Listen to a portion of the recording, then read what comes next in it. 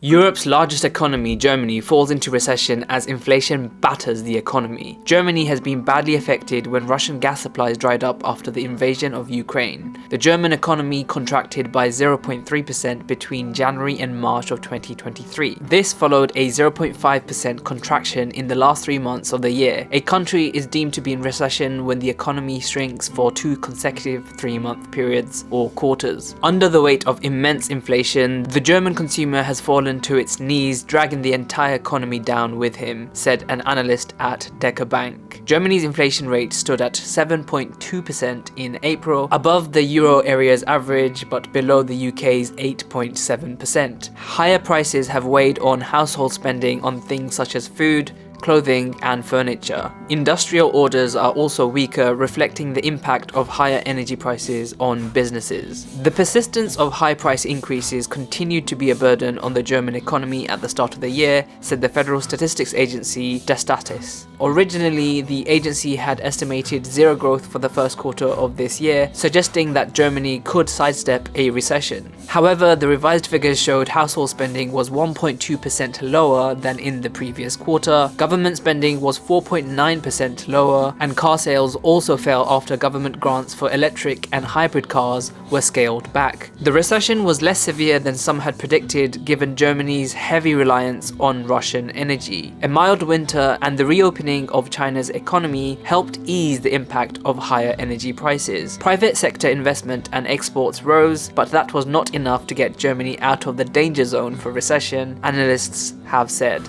The early indicators suggest that things will continue to be similarly weak in the second quarter of 2023, said an LBBW bank analyst. However, the German central bank, the Bundesbank, expects the economy to grow modestly in the April to June quarter, with a rebound in industry offsetting stagnating consumer spending. The International Monetary Fund has predicted that Germany will be the weakest of the world's advanced economies, shrinking 0.1% this year, after it upgraded its forecast for the UK from minus 0.3% to growth of 0.4%. But if you're watching this from the UK, why would you care about the German economy? At 8.7% in the UK, inflation is higher here than in France, Germany and the USA. The UK has the highest core inflation in the G7 and now the highest food inflation too. The main rate, however, is falling less sharply than anticipated, but down below 10% nonetheless. This will continue and is the mechanical consequence of massive rises in energy prices 1 year ago, which are now being baked into the calculation.